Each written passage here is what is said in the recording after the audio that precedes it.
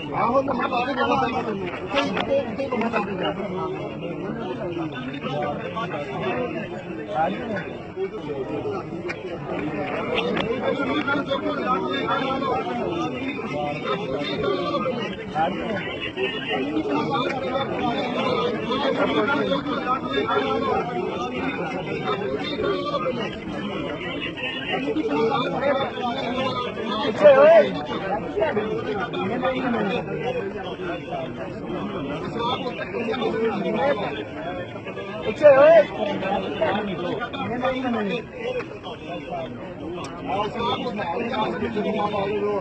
खोल जाते हो और इन्हीं कुंडी खोल के चेक करके क्या देखे आओ तो मिट्टी संभाल के बाद आओ तो वाला खोल जाते हो और इन्हीं कुंडी खोल के चेक करके क्या देखे आओ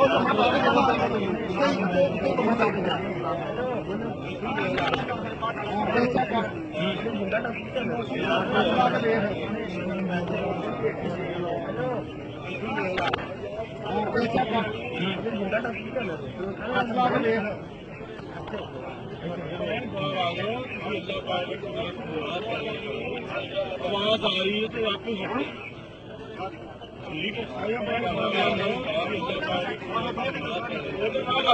आवाज आ रही है तो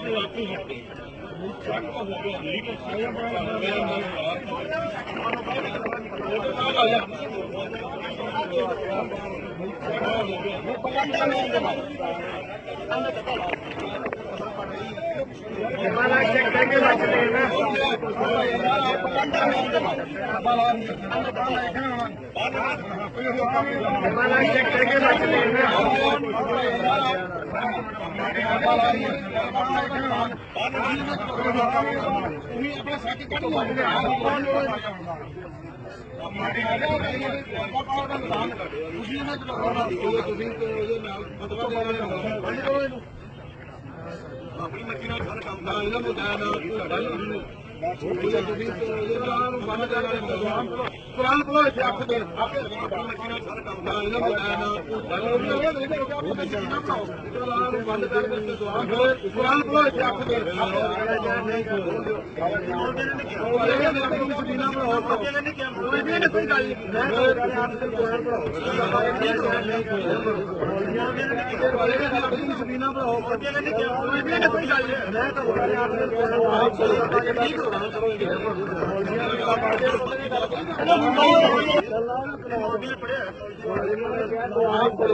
कुरान